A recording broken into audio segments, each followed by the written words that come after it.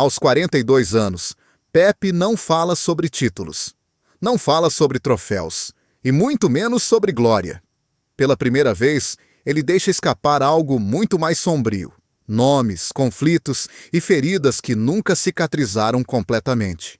Durante anos, Pepe foi visto como um guerreiro implacável, um defensor que jogava no limite, e muitas vezes além dele.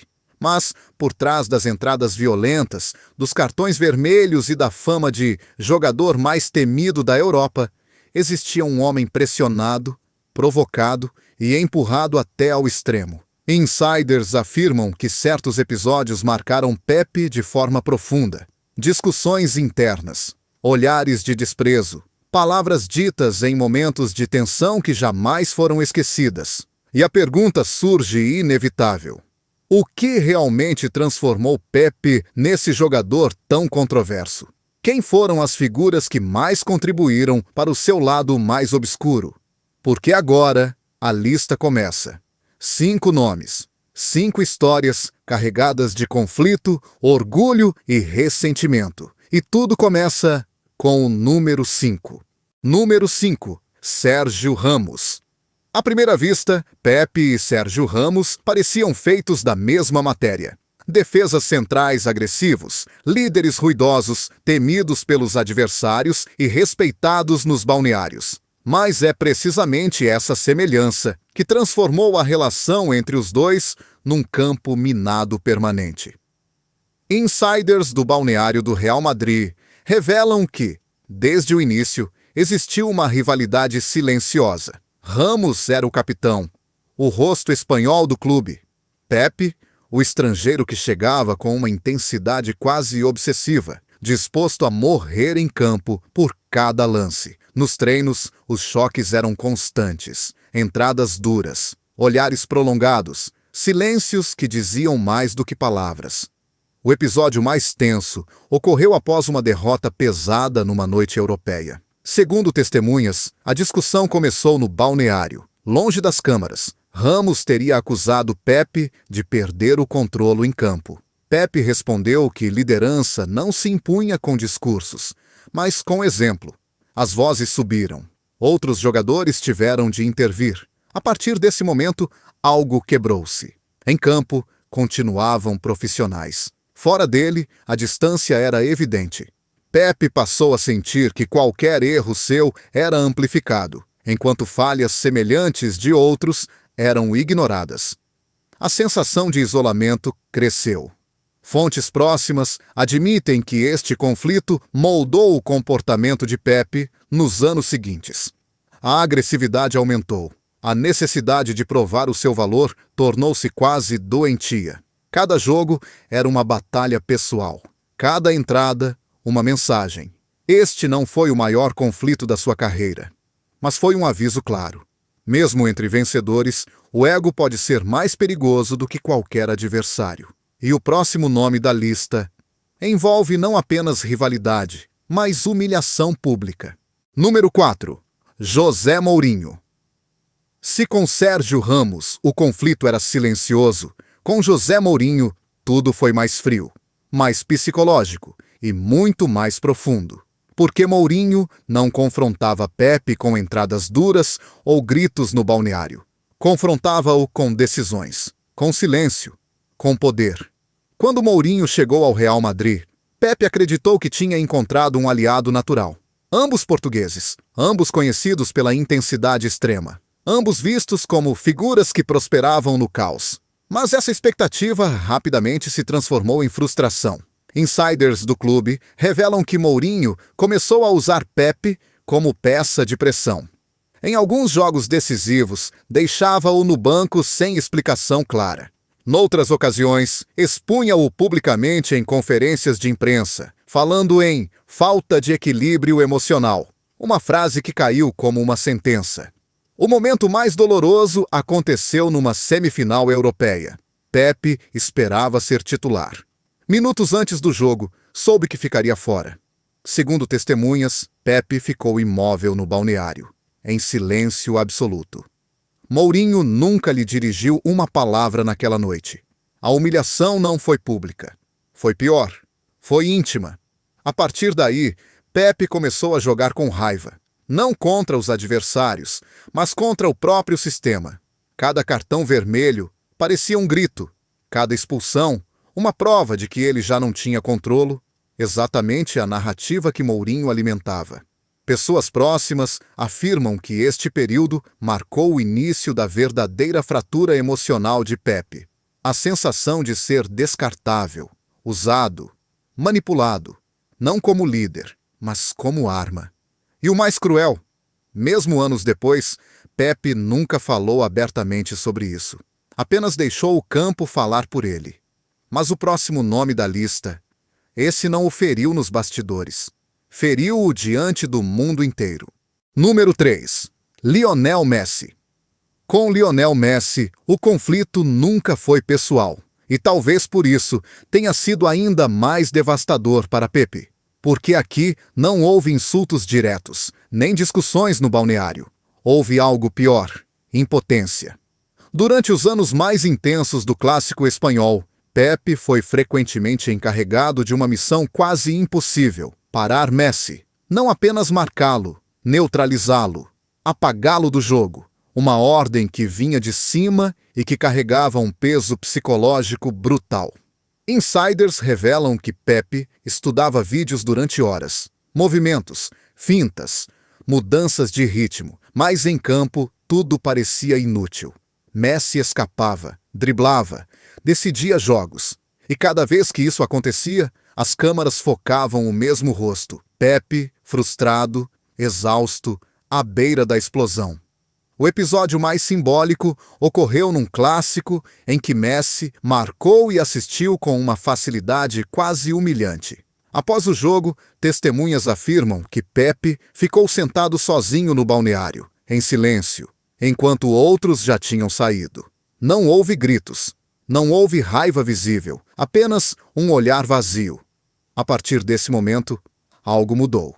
Pepe começou a cruzar a linha com mais frequência. Entradas tardias, reações descontroladas, cartões que manchavam a sua imagem. Para o público, era violência gratuita. Para quem estava dentro, era desespero. Porque enfrentar Messi não era apenas um duelo físico, era um confronto com os próprios limites. E Pepe sentiu, talvez pela primeira vez, que havia um jogador impossível de dominar. Esse sentimento corroeu-o por dentro.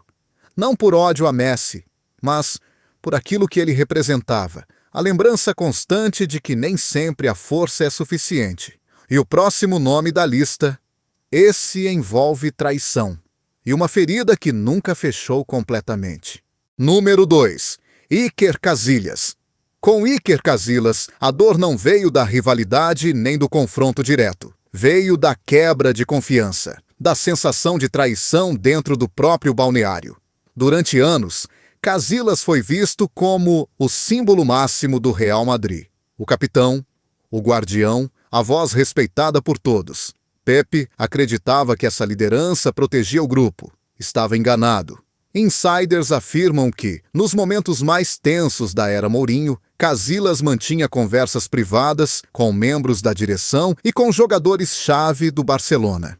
Quando essas informações começaram a circular, Pepe sentiu que algo estava profundamente errado. Não havia provas públicas, apenas sinais, mudanças subtis, decisões que pareciam sempre pender para o mesmo lado. O episódio mais marcante ocorreu após um clássico particularmente violento. Pepe foi apontado como o vilão da noite. Cartões, manchetes, críticas internacionais. No balneário, esperava apoio. Em vez disso, encontrou silêncio. Segundo testemunhas, Casillas não disse uma palavra em sua defesa, nem publicamente, nem internamente. Esse silêncio foi interpretado como condenação. A partir daí, a relação esfriou de forma irreversível. Pepe passou a sentir que havia dois grupos no clube: os protegidos e os sacrificáveis. Ele sabia em qual estava. Cada erro seu ganhava proporções gigantescas. Cada atitude era usada como prova de instabilidade. Pessoas próximas revelam que este conflito abalou profundamente a confiança de Pepe nos colegas. Pela primeira vez, Sentiu-se sozinho dentro de uma equipa repleta de estrelas. A raiva acumulada já não era apenas competitiva, tornou-se pessoal. Mas nada, absolutamente nada, o preparou para o nome final da lista. Porque o número 1 não foi um rival. Foi alguém que deveria estar do seu lado desde o início. Número 1. Cristiano Ronaldo. Este é o nome que mais surpreende, porque não se trata de ódio, nem de rivalidade clássica. Trata-se de algo muito mais complexo e doloroso. Trata-se de frustração silenciosa entre dois símbolos de Portugal. Durante anos, Pepe e Cristiano Ronaldo partilharam balneário na seleção e no Real Madrid. Para o público, eram aliados perfeitos, o líder ofensivo e o guerreiro defensivo. Mas nos bastidores, a dinâmica era bem diferente. Insiders revelam que Pepe sentia que tudo girava sempre em torno de Cristiano. As derrotas eram coletivas, as vitórias tinham um rosto. Nos momentos de crise, a pressão recaía sobre os mesmos nomes, e Pepe era um deles. Cristiano, pelo estatuto que tinha, parecia intocável. O episódio mais marcante aconteceu após uma eliminação dolorosa com a seleção. No balneário, o silêncio era pesado. Pepe esperava uma palavra do capitão, uma autocrítica, um gesto de união. Segundo testemunhas, Cristiano limitou-se a sair, cabisbaixo, sem falar com ninguém. Para Pepe, aquilo foi devastador. Não foi um ato de arrogância, foi ausência de liderança, pelo menos aos olhos dele. A partir daí, algo quebrou-se internamente. Pepe continuou a dar tudo em campo, mas a admiração cega desapareceu. Passou a sentir que sacrificava o corpo, a imagem e a reputação, enquanto outros carregavam apenas a glória. Pessoas próximas afirmam que este conflito nunca foi discutido abertamente. Nunca houve confronto. Apenas distância, respeito profissional e uma ferida emocional guardada em silêncio durante anos. Porque às vezes, a maior decepção não vem de um inimigo. Vem de quem esperávamos que estivesse conosco até ao fim. Quando todos acreditavam que os conflitos de Pepe eram apenas resultado de um temperamento explosivo, surge um detalhe que muda completamente a leitura da sua carreira. Um detalhe que nunca foi dito em entrevistas, nem assumido publicamente. Insiders revelam que, nos momentos mais críticos, Pepe pediu ajuda. Não aos mídia, não aos adeptos. Pediu dentro do clube e da seleção. Segundo pessoas próximas, ele reconhecia que estava a perder o controle, que a raiva já não era apenas competitiva, mas emocional. A resposta que recebeu foi fria. Faz parte do jogo. O verdadeiro choque está aqui. Pepe não era apenas o agressor. Em muitos momentos, foi também o produto de um ambiente que premiava a violência quando ela trazia resultados. Cada expulsão era criticada, mas logo esquecida se a equipa vencia. Cada polêmica aumentava a sua fama de monstro, uma imagem que o isolava ainda mais. Há ainda um relato perturbador. Após um dos episódios mais polêmicos da sua carreira, Pepe terá dito a um colega, em voz baixa, que já não se reconhecia em campo, que jogava como se estivesse sempre em guerra, não contra adversários, contra ele próprio. E aqui está o twist final. Pepe nunca quis ser lembrado como vilão. Ele apenas acreditou que esse era o preço inevitável da vitória. Mas o custo foi muito maior do que qualquer troféu. Olhando para trás, a carreira de Pepe surge como um espelho cruel do futebol moderno. Uma trajetória feita de títulos, noites épicas e momentos históricos, mas também de solidão, incompreensão e cicatrizes invisíveis.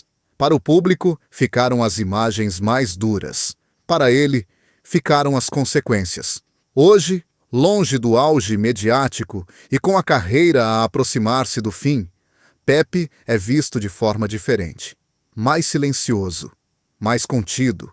Pessoas próximas afirmam que ele já não sente necessidade de provar nada a ninguém. A fúria deu lugar à reflexão, o ódio ao cansaço.